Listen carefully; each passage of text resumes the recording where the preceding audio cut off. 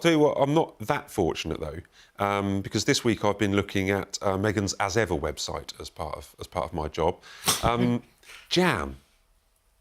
Have you seen what's happening with her jam? So she set up this, obviously, As Ever. She's been selling jam, she's been selling all this produce, but there was a glitch on the website that someone found. I think they posted it on Reddit or posted it online, and they found that there were 137,000 of her signature fruit spread gift boxes. And these are packs of 3 of her famous jam. You know, she said, my jam is my jam. And so we've looked into this, and sources close to the company say that it's not a case that she has 137,000 jars, plus lots of other flour sprinkles and honey, etc. It's not that they're just sitting there kicking up a stink and not being sold. She actually apparently had bought 1 million jars, and that's what she's got left. She's sold 860,000 units. And I talk about, unfortunately, I have to look at this kind of stuff, but this seems like it could be a success, or is this just the art of spin? I think that the trouble is with Meghan's cooking, I call it her cooking job, is that we don't, is it jam, or is it sprinkles, or is it honey, or is it wine? She's not really focused on one thing, so we don't really know what Meghan does, except, prance around the kitchen looking beautiful. We don't really know what she does, and I think I don't think it's focused enough. So maybe she obviously, if you say so, she has sold a lot. Well, it's not what I say so. It's the information that we've been given is that this is a very successful business, and this is what these figures show. It's Netflix behind it. I mean, they don't want to be, stuck with thousands and thousands of pots of jam that don't sell. I mean, they're a very smart company, and they've put their weight behind this. So I do think it probably will be a success. Eventually. I find it a bit strange in all the years that I've covered, members of the royal family. I'm sitting here now talking about jam, given the world problems, with Venezuela and the Ukraine and everything else, and we are discussing jam. I'm like you. I'm not sure that it is. I think it is a success. I think she's doing reasonably well. If you look at those figures, of the 100,000 that she's not sold, there's 800,000 that she has sold. And just to interrupt, if we're talking 860,000 units, if we believe them, and they're selling for £31 or $42 a pot, that's millions of pounds. That is millions and millions of money, and that's what she wants. Now, I mean, so she's doing very well as a businesswoman. She's not doing so well in other spheres of her life, but she's doing very well as a businesswoman. And I agree with Ingrid. Netflix is behind it.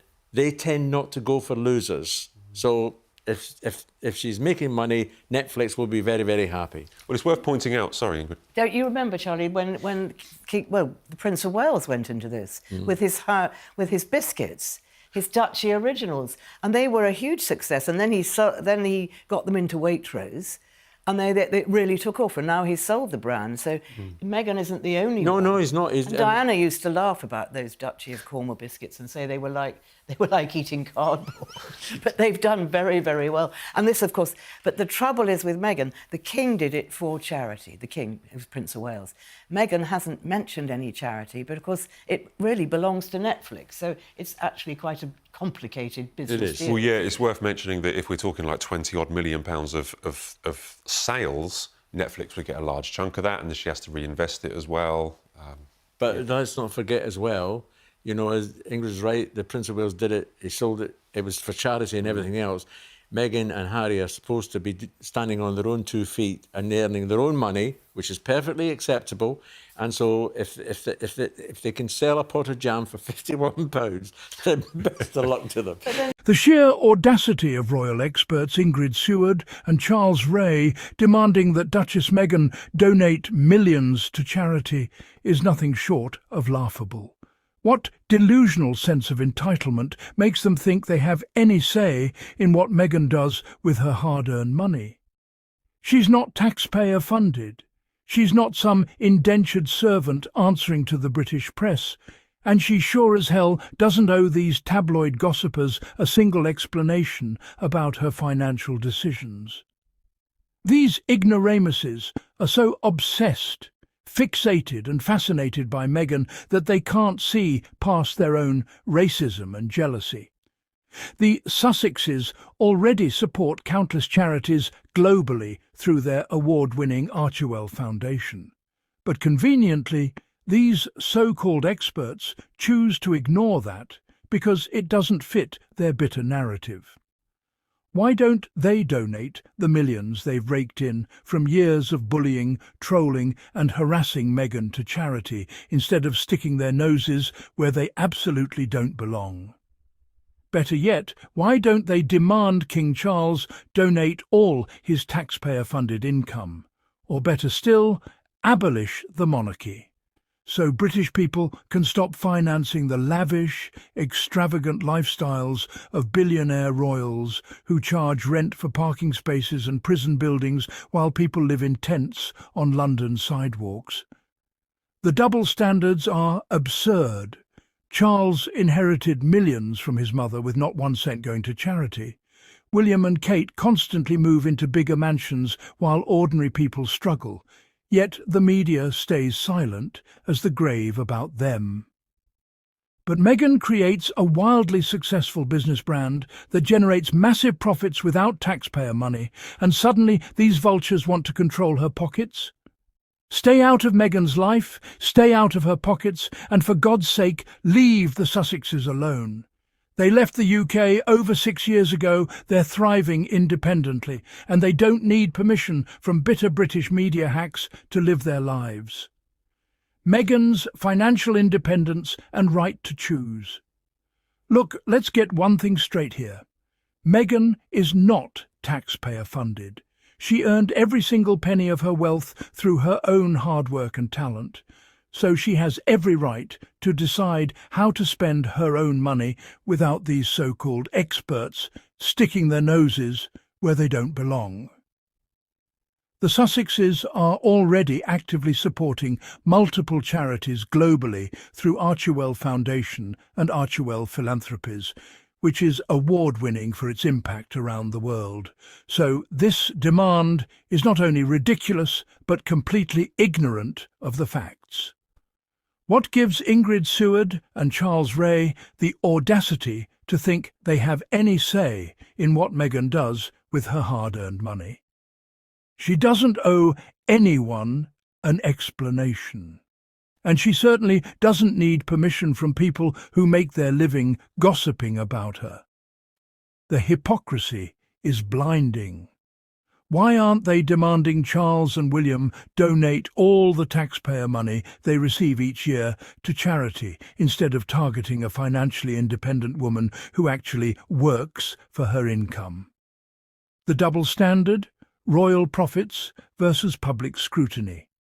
King Charles and the royal family rake in taxpayer funding year after year, yet face zero similar scrutiny about where that money goes or how they're spending it. Other royals conduct their business ventures left and right, selling products, charging rent on properties, collecting profits from land use, without a single peep of public criticism about their earnings or demands that they donate everything to charity.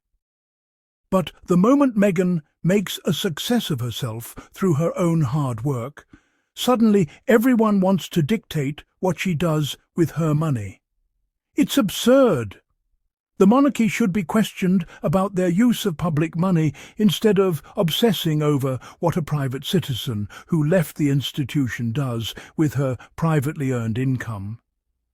Charles inherited millions from his mother, not 1 cent to charity, yet these so-called experts have the audacity to demand Meghan give away her earnings.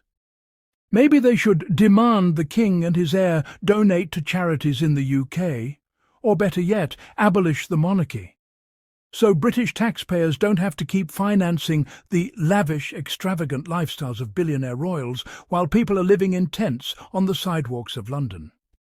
The hypocrisy is blaring, and it's time these people focused on the family they're actually paying for. Meghan's as ever brand, a business empire that proves the doubters wrong. The numbers don't lie, and they're absolutely devastating to all those royal experts and British media vultures who predicted Meghan would crash and burn. The As Ever brand generated approximately $100 million in 2025, and Meghan is the majority owner, which means she's collecting the lion's share of those profits while maintaining complete control over her business decisions. These bitter, jealous haters are sick that an intelligent, educated, financially independent black woman built a thriving empire without begging the monarchy for a single penny.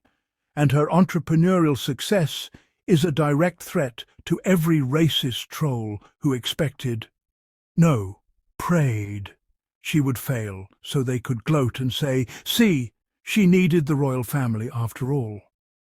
But guess what? She didn't need them. She doesn't need them now. And she's laughing all the way to the bank while they're still obsessed with her every move, desperately spinning narratives and demanding she give her hard-earned money to charity as if she's some indentured servant who has to answer to these ridiculous tabloid gossipers who wouldn't know a successful business venture if it hit them in their ignorant faces. The Sussexes' proven track record of global giving. The Sussexes have Archewell Philanthropies, which is global and award-winning for its impact, reaching communities and causes across continents with meaningful contributions that actually make a difference.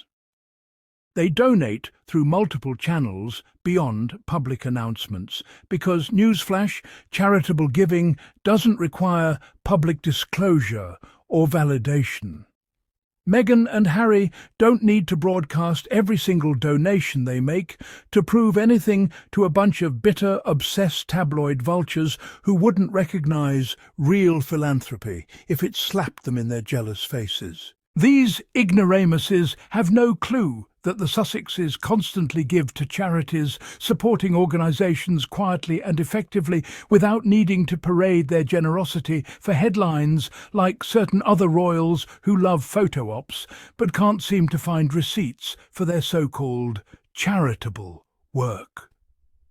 Harry and Meghan are a team, and when one gives, they both give. That's how partnerships work, but apparently that's too complicated a concept for these so-called experts whose IQs clearly can't comprehend that successful, independent, financially secure people can be generous without announcing it to the world. The glaring double standards in royal media coverage. The racism and disrespect for Meghan and her accomplishments is blaring. Meghan receives constant scrutiny while other royals are ignored by the press. Pearls were pulled about Andrew and Sarah for 3 to 5 days. Now, radio silence. The British media should just focus on their beloved royal family and not the Sussexes, but God knows they've earned a ton-load of cash bullying, trolling and harassing the Sussexes, especially Meghan. These vultures living in Meghan's pockets profit massively from covering the Sussexes while simultaneously criticising their earnings. Suddenly, these tabloid gossipers are business experts. They need to focus on their royals in the UK and stop talking about things they don't understand. The double standards are absurd, if not ridiculous. Whatever Meghan does, it will be analysed, scrutinised and criticised. But the rest of the royal family can run whatever business they care to run and keep all the profits from themselves and their cronies. The British media will stay as silent as the grave. Tigay don't want her to be a millionaire. They don't want her to pass William and the rest of firm. She black. She shouldn't have that amount of money only. William and Catalina should have billions. Most Brits are crazy in the head with this racist bias that influences the disproportionate criticism of Meghan's accomplishments, while William and Kate constantly move to huge houses and no one bats an eye. British media experts have no business sense. Ingrid Seward and Charles Ray clearly have absolutely no understanding whatsoever about Meghan's business deals, but that doesn't stop them from running their mouths about matters that are completely outside their expertise and jurisdiction. These so-called royal experts are suddenly business analysts now. Give me a break. They don't know the first thing about brand equity, profit margins, ownership stakes, or how business partnerships actually work. Yet they're out here making demands about what Meghan should do with her hard-earned money. Their criticism has nothing to do with legitimate business analysis and everything to do with pure, unadulterated jealousy. They're sick with envy that Meghan is succeeding beyond their wildest nightmares, proving every single one of their predictions wrong. They thought she'd fail. They hoped she'd fail. And now that she's raking in millions while they're stuck peddling their tired gossip for pennies, they can't stand it. These people need to stay in their lane, stick to what they supposedly know, which isn't much, and stop pretending they have any qualifications to comment on business matters that are light years above their IQs. Royal family's actual charitable record. Let's talk about the royal family's actual charitable record, shall we? Because these hypocrites want to dissect every penny Meghan earns while conveniently ignoring the facts about their precious monarchy. The royal family's charitable contributions are minimal compared to the massive taxpayer funding they receive year after year. Billions of pounds flowing into their accounts while ordinary Britons struggle with rent and living costs. Those properties and land they own generate significant revenue that could support charities, but instead they're charging the NHS, ambulance services, and even empty prison buildings exorbitant rents.